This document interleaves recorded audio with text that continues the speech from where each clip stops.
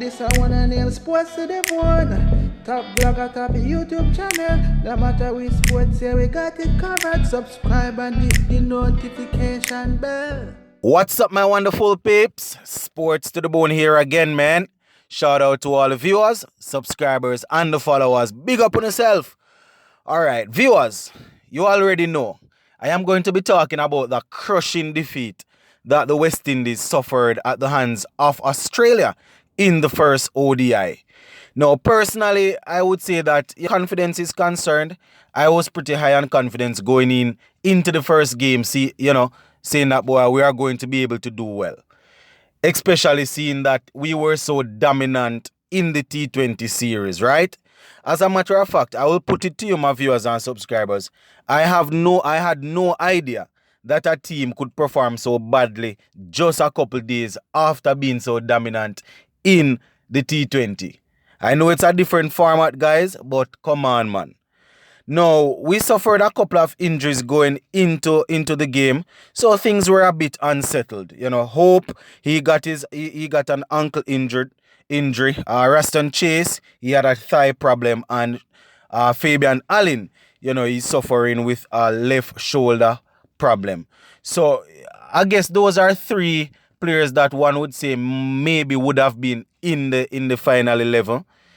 But we can't even use that as any excuse, because the other day when we were beating Australia in the T20s, we didn't use the fact that they didn't send some of their top players as any excuse. We said, all right, it was an international team that came and we beat them. So we cannot look on things like that. You understand?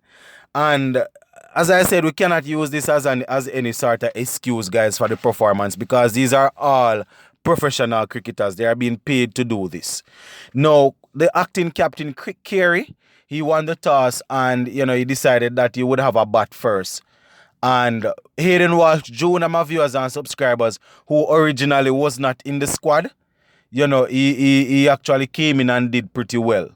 As I said, Allen is out and Chase is out for the series. So Hayden Walsh Jr. was used to replace Raston Chase for the entirety of the series.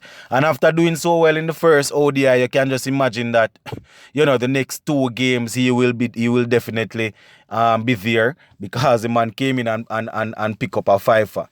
No, it ended up being a very good game for him, as I said, guys. He picked up 5 for 39 off his 10 overs. So he's definitely putting his hands up. The guy came in, he did pretty well in the T20. And here in the ODIs, he put in a good performance in the first game. So kudos to him.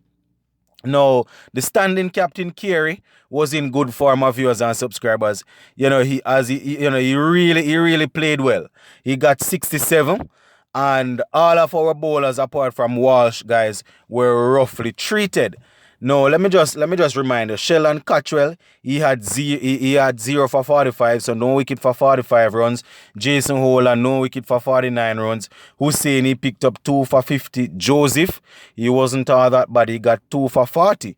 And, as I said, Hayden Walsh Jr. got his 5 for 39. So the bowlers were roughly treated from time to time in the game, guys. So that is basically how things went as in regards to our bowling, my viewers and subscribers. The feeling was very poor, my viewers. The feeling was poor. We had a couple of chances, going down, a couple of half chances in the outfield. Pooran was also not as sharp as we would want him to be behind the stump. You understand? So, generally speaking, in the outfield, we weren't as dominant as we would have wanted to be. Now, where the batting is concerned, my viewers, this is where things went from bad to worse. Now, we were only asked to chase 252, my viewers and subscribers. 252, that wasn't too bad. The mere fact that the bowlers were able to pull it back. As I said, we didn't get off to a good start, but the bowlers were definitely able to pull it back, and we got them for 252. You understand? 252, the boys were able to pull them back for my viewers and subscribers. And the Aussies more than likely were feeling that wouldn't have been, as challenging as they would have wanted. You understand? But only West Indies could battle something that fast, my viewers. And I'm not going to lie. The Aussies, they really bowled well.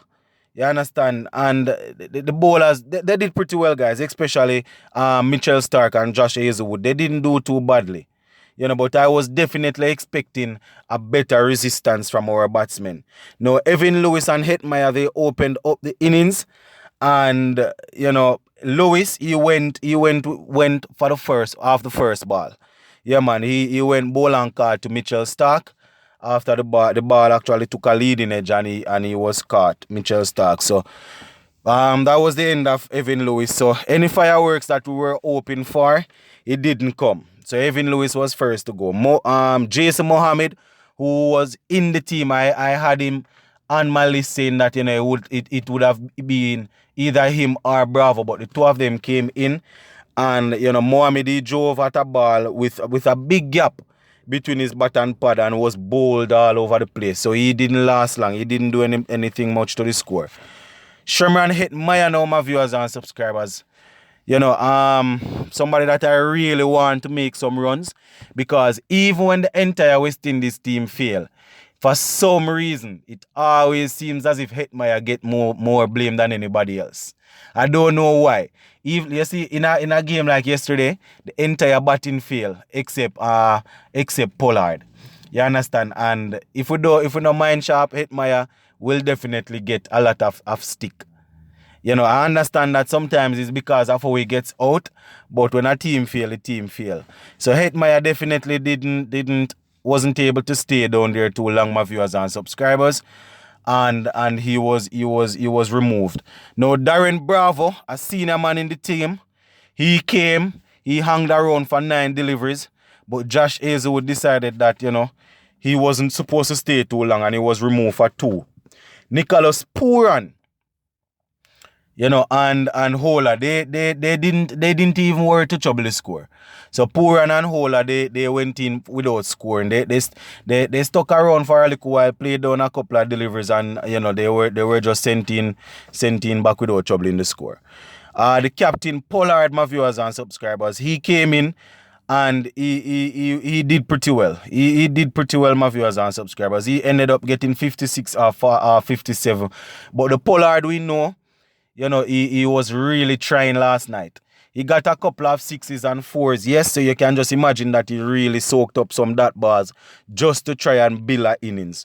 Alzari Joseph, he gave him good support. He stayed around with Pollard for quite some time, getting 17 off 33 before he was bowled by Marsh.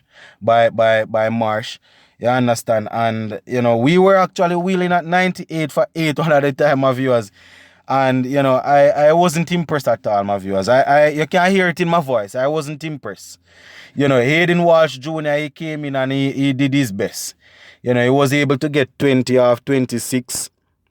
So, at the end of the day, we ended up getting bowled out for 123. Yeah, man, my viewers and subscribers, you heard me right.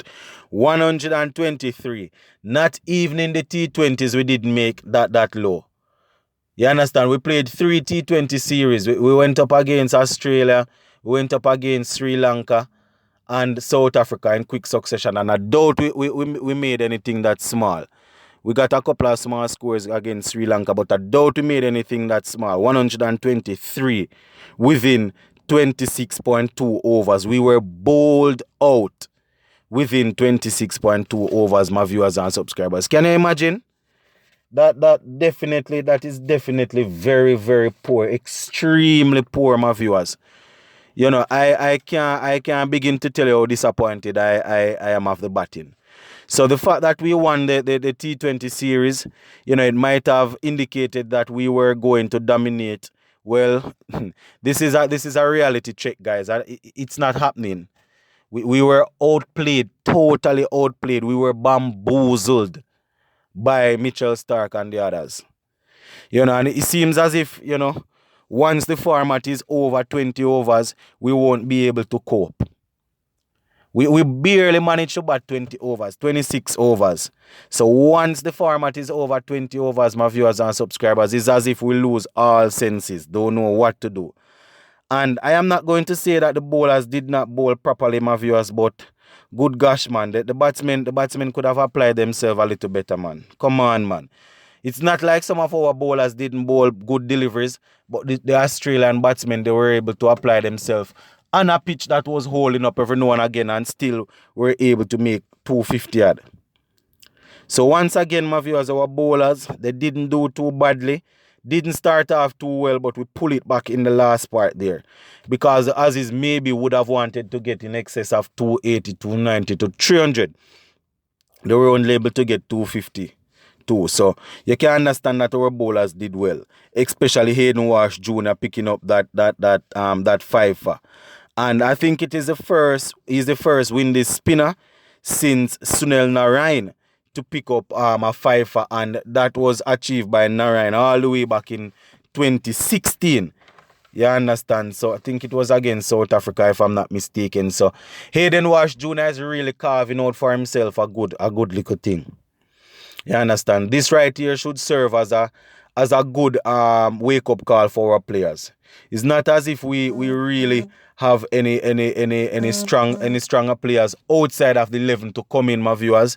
I think this is the strongest team we could have fielded based on who we have available, and we did not do too well at all. You know, we need to manage things way better, viewers. We definitely need to manage things better, and you know the way in which the senior players went out and played, it was actually atrocious, guys. It was terrible.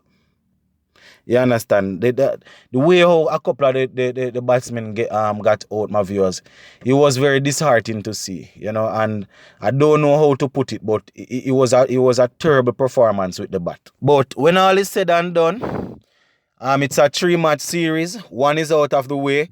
So let us see how they will rebound in the second game and see if they can come back and maybe level up the series, because if last night was anything to go by, then we are definitely not going to do well in the ODI series. But I'm gonna give you guys an opportunity to come on to the program and vent.